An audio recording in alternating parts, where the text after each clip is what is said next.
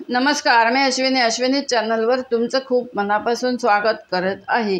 आज आपण बनवायचं आहे डाळ वांग। त्यासाठी साहित्य बघून घेऊया। ही पहा, तुरीची डाळ, हिंग, हळद आणि जिरं घालून मी शिजवून घेतलेली आहे। ही वांगी 3 घेतलेली आहेत छोटी। अशा मोठ्या फोडी करायच्या, त्याच्या एकदम बारीक फोडी नाही करायच्या। ते कापून घेतलेलं आहे। एक टोमॅटो घेतला आहे। हे पहा, एवढी वांगी 3 घेतली आहेत। कोथिंबीर ठेवली आहे। ही एक लाल मिरची, हिरवी मिरची, कढीपत्ता ठेवला आहे। चिंच भिजायला घातली आहे। आता ही कोळून ह्याचं पाणी आपल्याला आमटीला घालायचं आहे। ओला नारळ घेतलेला आहे।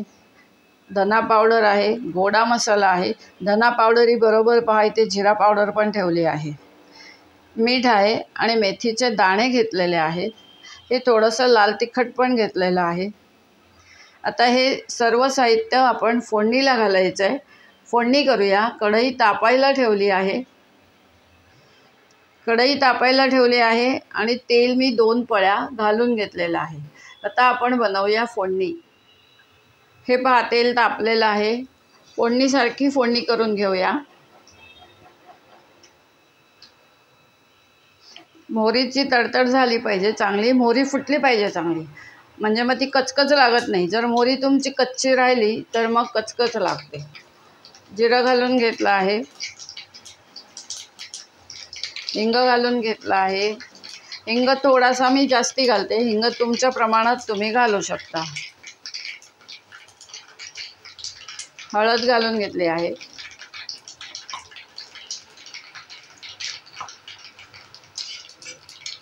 आता ही हळद आपण जी घातली ती तळली गेली पाहिजे तेलात। आता ही हळद जर का अशी वर तरंगली असेल तर मग त्याला हळदट वास येतो आपल्या पदार्थाला, जो काय तुम्ही पदार्थ करणार त्याला।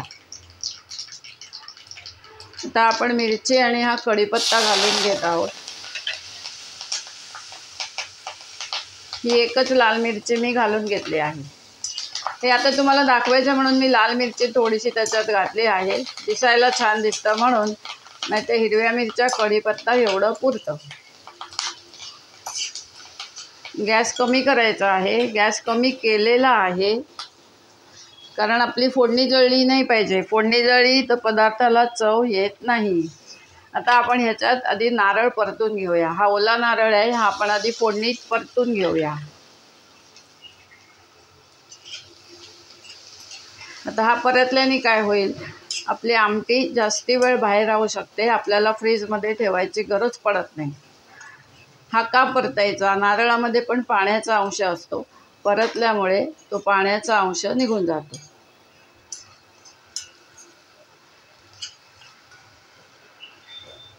आता आपण ह्याच्यात टोमॅटो घालून घेऊया।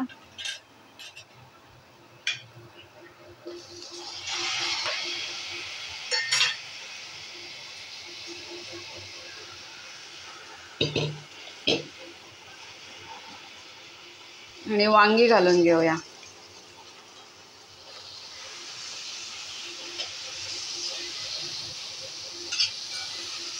आता याच्यावर झाकण ठेवूया। हे जरा वाफेवर छान शिजवून घेऊया आणि मग पुढे काय करायचं आहे ते पाहूया। आता गॅस थोडासा मीडियम करायचा आहे। हे पहा, वांग आणि टोमॅटो आपण थोडं परतून घेतलं आहे। आता आपण याच्यात थोडंसं पाणी घालून घेऊया आणि झाकण ठेवूया, म्हणजे वांग शिजेल आणि टोमॅटो पण शिजेल। पाणी त्याच्या अंगाबरोबर घालायचं आहे। आपण आमटीला लागणारं मीठ पण आत्ताच घालून घ्यायचं आहे। आता मी इथे मेथी घेतली आहे, ती या फोडणीत मी घातली नाही आहे, कारण मी वरून एक थोडीशी फोडणी देणार आहे, त्याच्यात मी मेथी घालणार आहे।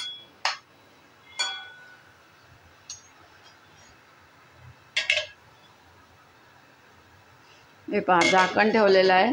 आता गॅस मीडियम ठेवायचा। हे वांग शिजू दे, टोमॅटो शिजू दे, मग ह्याच्यात आपण पुढे काय करायचं आहे ते पाहायचं आहे। हे बघा, 5 मिनटं झालेली आहेत। मी झाकण काढून घेत आहे। आता वाफेचं पाणी ह्याच्यात पडलं तरी चालेल, कारण आपला पदार्थ अजून पूर्ण झालेला नाही आहे। हे पहा, वांग टोमॅटो शिजलेला आहे।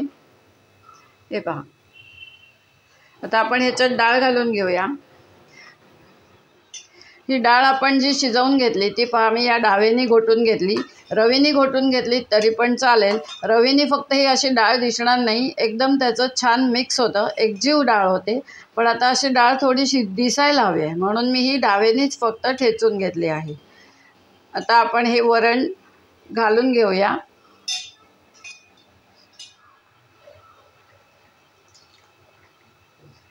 आता डाळ ही सगळी लागणार नाही आहे, थोडीशी मी जास्त घेतली आहे, त्यामुळे मी ती डावेनीच घालणार आहे.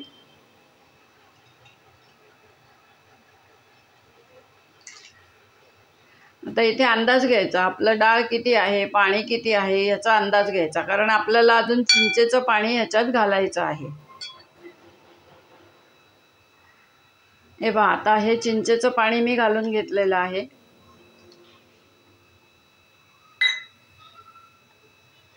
हा गूळ घेतला आहे, मगाशी साहित्यात गूळ राहिलेला होता तो मी आता घेतला आहे. गूळ घालून घ्यायचा आहे. गूळ पण हे सर्व तुमच्या अंदाजाने घालायचे आहे. तुम्ही डाळ वांग किती करणार, डाळ वांग म्हणजे आमटीच आहे, फक्त त्याला नाव आहे डाळ वांग. आता मी टोमॅटो घातला आहे, ह्याच्यात फक्त वांग घालून आमटी केली जाते, पण हल्ली टोमॅटो शिवाय एकही पदार्थ आमच्या घरात होत नाही म्हणून मी ह्याच्यात टोमॅटो घातला आहे. आता ह्याच्यात मी गोडा मसाला घातला आहे. गोडा मसाला 1 चमचा आहे. धना जिरा पावडर ही अर्धा चमचाच आहे. तुम्ही ही डाळ वांग म्हणजे डाळ वांग किंवा आमटी तुम्ही काही म्हणू शकताय. हे नुसतं धना जिरा पावडरवर पण होतं आणि गोडा मसाल्यावर पण होतं.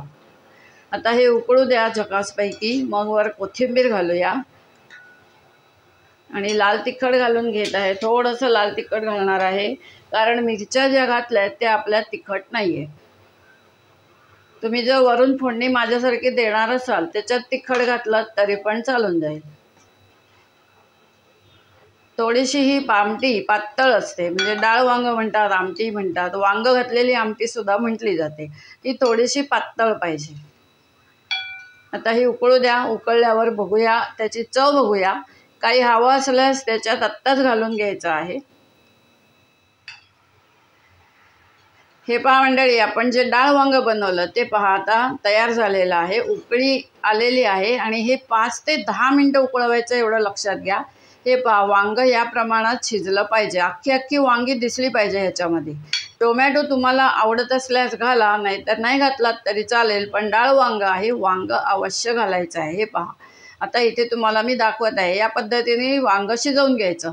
वांग्याच्या छोट्या फोडी करायच्या नाही, कारण या 4 भाग एका वांग्याचे करायचे. छोटी जर आपण कापत बसलो, वांग्याचे छोट्या फोडी केल्या तर ते वांग ह्याच्यात मॅश होऊन जाईल, मग ते दिसणार नाही. वांग हे आपल्याला दिसायला हवं आहे असं.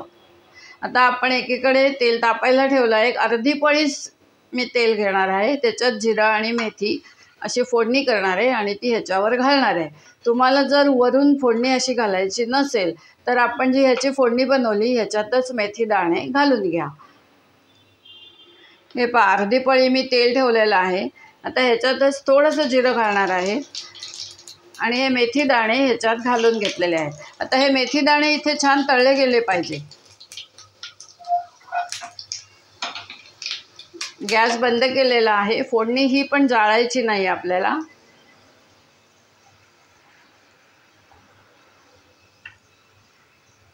आता ही फोडणी आपण ह्याच्यावर घालूया.